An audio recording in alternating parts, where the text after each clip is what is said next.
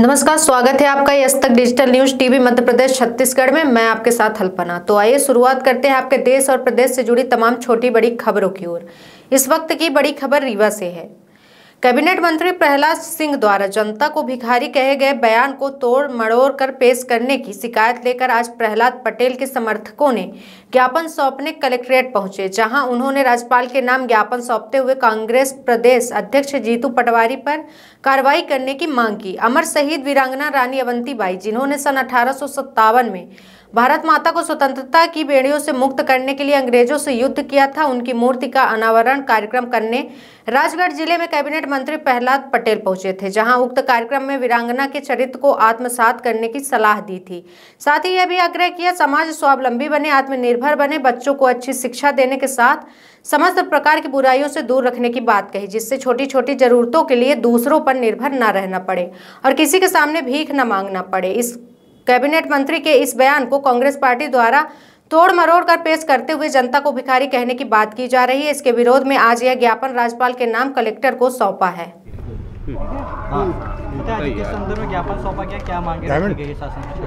ये 1 मार्च को हमारे राजगढ़ जिले के में जो वीरांगना रानी अवंतीबाई लोधी के मूर्ति अनावरण के कार्यक्रम में रीवा के प्रभारी मंत्री माननीय प्रहलाद पटेल जी ने जो स्वजाति बंधुओं की बैठक में जो कुछ कहा था, उस बारे में कांग्रेस के प्रदेश अध्यक्ष जीतू पटवारी जी द्वारा अनर्गल और दुष्प्रचार किया जा रहा उनके प्रहलाद जी के बारे में। उस तरफ में प्रहलाद जी के समर्थन में हम लोग उनके समर्थक हैं और उनके समर्थन में हम लोग आज आए हैं राज्यपाल महोदय ज्ञापन देने कलेक्टर माध्यम से। जनता को भिखारी कहा था, वो भी ज्ञापन नहीं, भिखारी जनता को भिखारी बताया नहीं, ऐसा कुछ नहीं। स्वजाति बंधुओं का कार्यक्रम था, कोई राजनीतिक कोई आम सभा नहीं थी, जनसभा नहीं थी।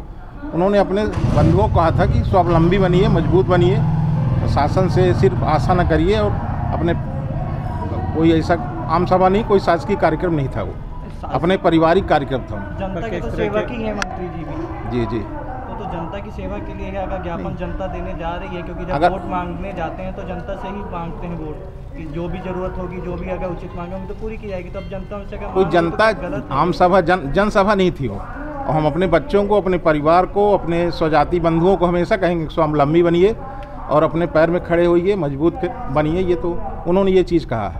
उनके समर्थन में उनका जो कांग्रेस पुतला दहन कर रही, हम लोग आहत हुए हैं। और एक संत हैं, वो राजऋषि हैं और आज तक 40-50 वर्षों में उनके ऊपर कोई आरोप नहीं लगा है। हमारे जैसे उनके पूरे देश में समर्थक हैं और उनको उनके हृदय को बहुत दुख हुआ है, इसलिए आज हम लोग आए हैं। अभी क्या राज्यपाल महोदय से क्या मांग की गई है ज्ञापन के माध्यम? जीतू पटवारी के खिलाफ FIR दर्ज किया जाए। जी बताइए। जो ये आरोप लगाया गया है ये गलत है। उन्होंने ऐसा नहीं कहा है। वो तो हमेशा इतने सजोए हुए व्यक्ति हैं जो हमेशा देश हित और राष्ट्र हित की बात करते हैं और गरीबों के हित की बात करते हैं। ऐसा कार्यक्रम वहाँ तो और दूसरे दल के लोग भी उनके साथ थे। तो जैसी बात थी तो जीतू पटवारी जी को अपने लोगों को भी कहना चाहिए कि आप ऐसी बात क्यों खड़े थे। उनके ऊपर भी साफ कहा है नहीं, ये उन्होंने गलत तोड़ मरोड़ का उन्होंने ऐसा नहीं कहा। ये उन्होंने जो नशा मुक्ति के बारे में प्रहलाद जी ने कहा है कि नशा मुक्ति बंद की जाए और यहाँ के 200 कार्यकर्ता यदि यहाँ के आदिवासी लोग तैयार हो जाएं कि हम नशा मुक्ति करेंगे, तो मैं आप लोगों से भीख मांगता हूँ कि आप लोग नशा मुक्ति बंद करें। मैं भीख मांगता हूँ। इसको कांग्रेस के लोगों ने तोड़ा मरोड़ा, ऐसा नहीं था। पटवारी जी ने इसको जो तोड़ो मोड़ के उनको बदनाम करने के लिए साजिश किया, ऐसा था। उन्होंने ये नहीं कहा। ये कहा मैं कि मैं नशा मुक्ति के बारे में भीख मांगता हूँ कि आप बंद करो इसको, ये भीख मांगता हूँ।